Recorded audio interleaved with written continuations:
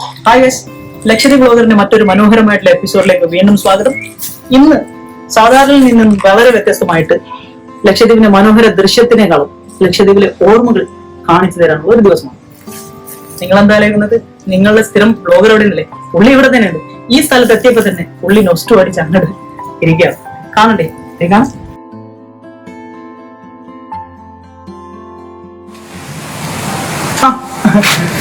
Sorry, ഒന്നത്തെ ഞാൻ കണ്ടില്ല. ഇത് ഞാൻ പഠിച്ച എന്റെ സ്വന്തം വിദ്യാലയം, കവർത്തിയിലെ ഗവൺമെന്റ് സീനിയർ സെക്കൻഡറി ഹൈസ്കൂൾ.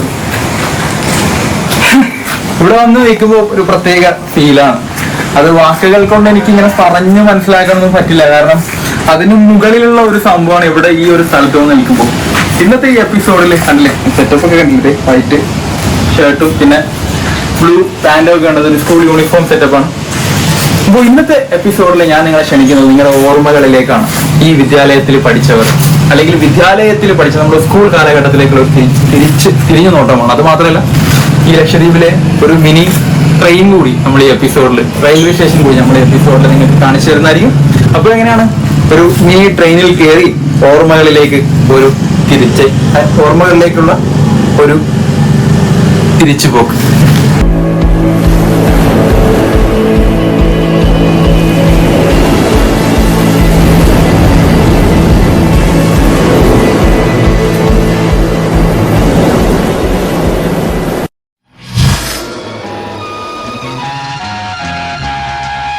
ഒരു വട്ടം കൂടിയെന്നോർമകൾ മേയുന്ന തിരുമുറ്റത്തെത്തുവാൻ മോഹം.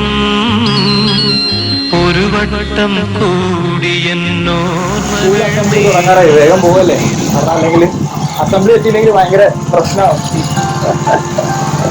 എവിടെയാണ് നമ്മുടെ സൈക്കിൾ വെക്കുന്ന സ്ഥലം? ഇവിടെ സൈക്കിൾ വെച്ചിട്ട് വേഗം നമുക്ക് അസംബ്ലി ഗ്രൗണ്ടിൽ പോവാം.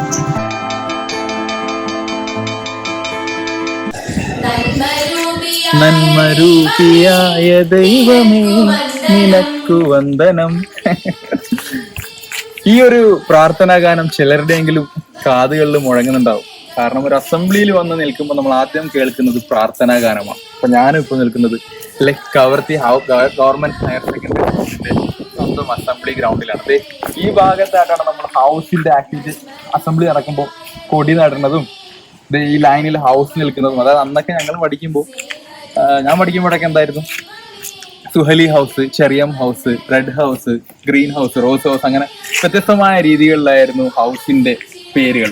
അപ്പൊ അതുപോലെ ഈ ഭാഗത്ത് നമ്മുടെ കൗതുക വാർത്തകളും പിന്നെ നമ്മുടെ എന്താ പറയാ ദേശീയ ഗാനം മുഴങ്ങുന്നതൊക്കെ ഇപ്പോഴും ഈ ഒരു സ്ഥലത്ത് വന്ന് നിൽക്കുമ്പോൾ ഇപ്പോഴും നമ്മുടെയൊക്കെ കാതുകളിൽ ആ ഒരു എന്താ പറയാ, അതൊക്കെ ഇങ്ങനെ ജസ്റ്റ് ഇങ്ങനെ ഫീൽ ചെയ്യാൻ പറ്റുന്നുണ്ട്. അപ്പൊ നമ്മുടെ അസംബ്ലി കഴിഞ്ഞ ഉടനെ തന്നെ നമുക്ക് ഫസ്റ്റ് പീരീഡ് തുടങ്ങും. എല്ലാവർക്കും അറിയാലേ, സംസാരിച്ചിട്ട് സമയം പോകുന്ന അറിയുന്നില്ല. ഫസ്റ്റ് പീരീഡ് തുടങ്ങാറായി, ക്ലാസ്സിലേക്ക് പോകല്ലേ.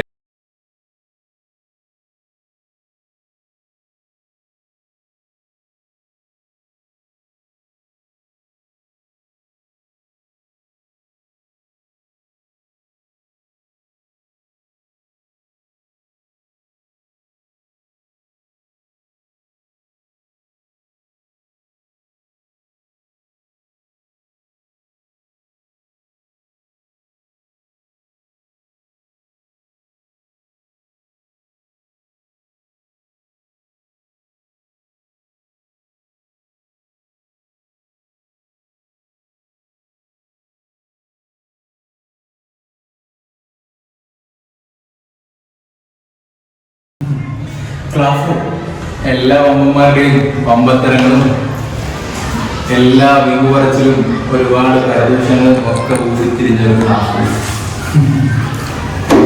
കണ്ടില്ലേ, ഇതിന്റെ ഈ ബെഞ്ചിൽ ആരൊക്കെയോ ഏതോ കലാകാരന്മാര് വരച്ചു കൂട്ടിയ പല കലാവാസനകൾ ഇന്നും ഒരു ഏട് പോലെ ഇവിടെ കിടപ്പുണ്ട്.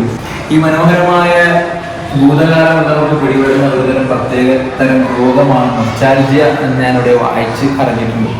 അതുപോലെ ശരിക്കും ഒരു നൊസ്റ്റാൾജിയ അല്ലെങ്കിൽ ആ രോഗം പിടിപെടണമെങ്കിൽ നിങ്ങൾ ഈ ക്ലാസ് റൂമുകളിലും സ്കൂൾ പരിസരത്ത് ഒന്ന് വന്ന് നോക്കണം. ക്ലാസ് റൂം മാത്രമല്ല, നമുക്ക് എന്താ പറയുക, ഓർമ്മകളിലേക്ക് തിരിഞ്ഞോട്ടം എന്നതിലൊക്കെ നമുക്ക് ലാബുകൾ ഒന്ന് കാണേണ്ടതുണ്ട്. ഇവിടുത്തെ കെമിസ്ട്രി ലാബും ബോട്ടണി ലാബും ബയോളജി ലാബും പിന്നെ ഇംഗ്ലീഷ് മീഡിയം സെക്ഷനും CBSE സെക്ഷനും നമ്മുടെ മലയാളം മീഡിയം സെക്ഷനും അങ്ങനെ ഇനിയും ഒരുപാട് ഓർമ്മച്ചെപ്പ് ഇവിടെ ഇങ്ങനെ തുറക്കാൻ നമ്മളെ കാത്ത് ഇരിക്കുന്നുണ്ട്. അപ്പൊ നമുക്കിനി ലാബ് ഒന്ന് കാണാം അല്ലേ.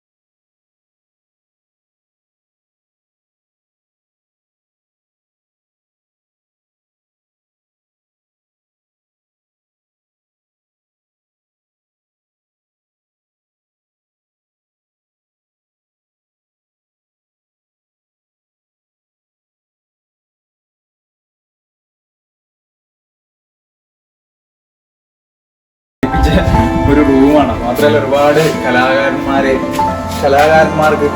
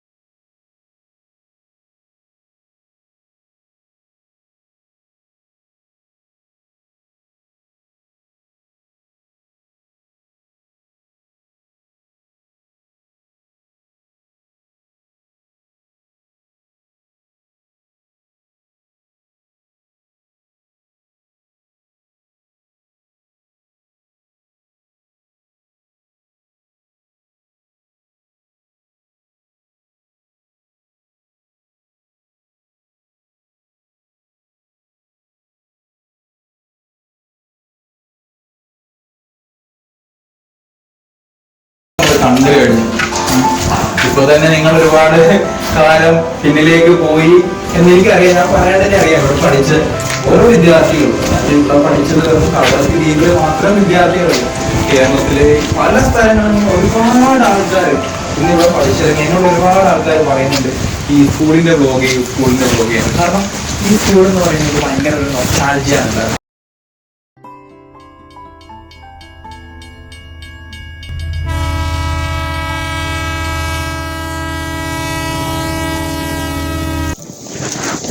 ലക്ഷദ്വീപിലെ ആദ്യത്തെ റെയിൽവേ സ്റ്റേഷനും റെയിൽവേ സ്റ്റേഷനും അവിടെയാണ് ഇപ്പൊ നമ്മൾ ഇരിക്കുന്നത്.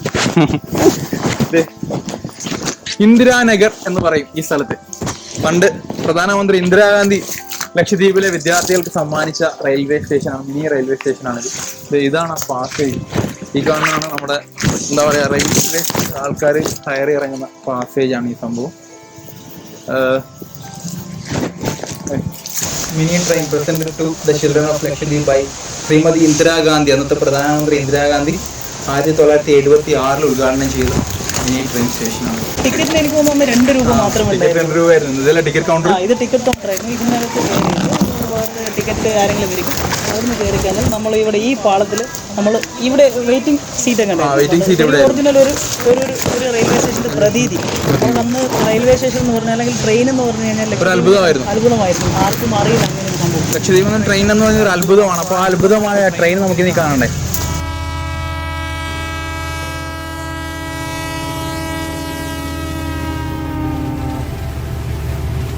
നമ്മുടെ മിനി ട്രെയിൻ ലക്ഷദ്വീപിന് ഇന്ദിരാഗാന്ധി സമ്മാനിച്ച ലക്ഷദ്വീപുകാർക്ക് ഒരു വിസ്മയമായി മാറിയ മിനി ട്രെയിനാണ്. അപ്പൊ ഈ ട്രെയിനിലൊക്കെ അന്ന് കയറാന്ന് വെച്ചാല് കാരണമില്ല, ഞങ്ങളുടെ റെയിൽവേ സ്റ്റേഷൻ ഇല്ല. അങ്ങനെ അറിയാലോ ലക്ഷദ്വീപിലെ റെയിൽവേ സ്റ്റേഷൻ ഇല്ല, പിന്നെ വേറെ ഒന്നുമില്ല, വേറൊരു കാര്യം ബസ്സില്ല, ഒരു കാര്യങ്ങളും ഇല്ല. അപ്പൊ ആകെയുള്ളത് കപ്പൽ ട്രാൻസ്പോർട്ട്, ഷിപ്പ് ട്രാൻസ്പോർട്ടേഷൻ ആണ്. അപ്പൊ അന്നത്തെ കാലഘട്ടത്തിൽ ഈ ട്രെയിൻ എന്ന് പറയുന്നത് ഞങ്ങൾക്ക് സത്യം പറഞ്ഞാൽ വല്ലാത്തൊരു അത്ഭുതം തന്നെയായിരുന്നു.